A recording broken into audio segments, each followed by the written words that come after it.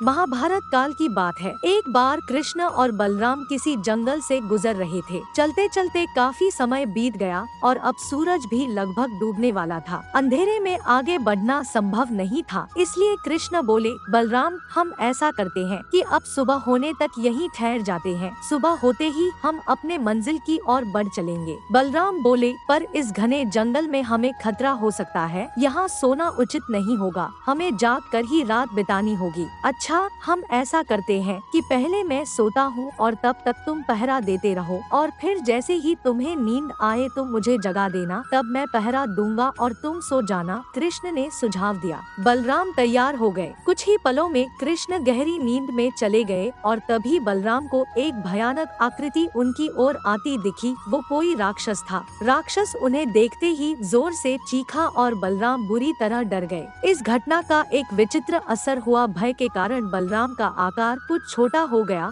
और राक्षस और विशाल हो गया। उसके बाद राक्षस एक बार और चीखा और पुनः बलराम डर कर कांप उठे। अब बलराम और भी सिकुड़ गए और राक्षस पहले से भी बड़ा हो गया। राक्षस धीरे धीरे बलराम की ओर बढ़ने लगा। बलराम पहले से ही भयभीत थे और उस विशालकाय राक्षस को अपनी ओर आता देख जोर से चीख पड़े, कृष्णा, और चीखते ही वही मूर्छित होकर गिर पड़े। बलराम की आवाज सुनकर कृष्ण उठे। बलराम को वहां देख उन्होंने सोचा कि बलराम पहरा देते देते थक गए और सोने से पहले उन्हें आवाज दे दी। अब कृष्ण पहरा देने लगे। कुछ देर बाद वही राक्षस उनके सामने आया और जोर से चीखा। कृष्ण जरा भी घबराए नहीं और बोले, बताओ तुम इस तरह चीख क्यों रहे हो, क्या चाहिए तुम्हें? इस बार भी कुछ कृष्ण के साहस के कारण उनका आकार कुछ बढ़ गया और राक्षस का आकार कुछ घट गया। राक्षस को पहली बार कोई ऐसा मिला था जो उससे डर नहीं रहा था। घबराहट में वह पुनः कृष्ण पर जोर से चीखा। इस बार भी कृष्ण नहीं डरे और उनका आकार और भी बड़ा हो गया, जबकि राक्षस पहले से भी छोटा हो गया। एक आखिरी प्रयास में राक्षस पूरी ताकत से चीखा पर कृष्ण मुस्कुरा उठे और फिर से बोले, बताओ तो क्या चाहिए तुम्हें? फिर क्या था, राक्षस सिकुड़कर बिल्कुल छोटा हो गया और कृष्ण ने उसे हथेली में लेकर अपनी धोती में बांध लिया और फिर कमर में खोस कर रख लिया। कुछ ही देर में सुबह हो गई। कृष्ण ने बलराम को उठाया और आगे बढ़ने के लिए कहा।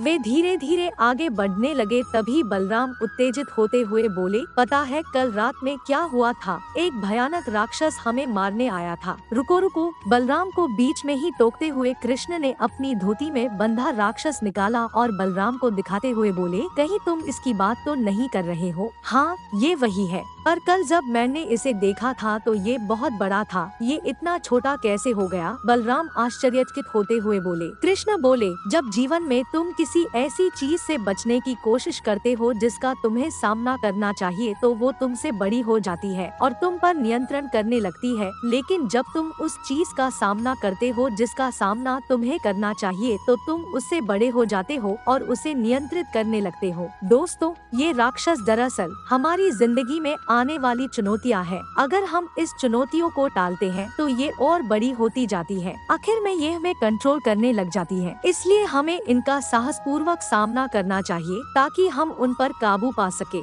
इस प्रकार चुनौतियों का डट के सामना करने से वो छोटी सी हो जाएगी, जिससे हम आसानी से उन पर नियंत्रण कर सकते हैं और सफल हो सकते हैं। दोस्तों, कैसी लगी ये कहानी हमें कमेंट करके जरूर बताएं।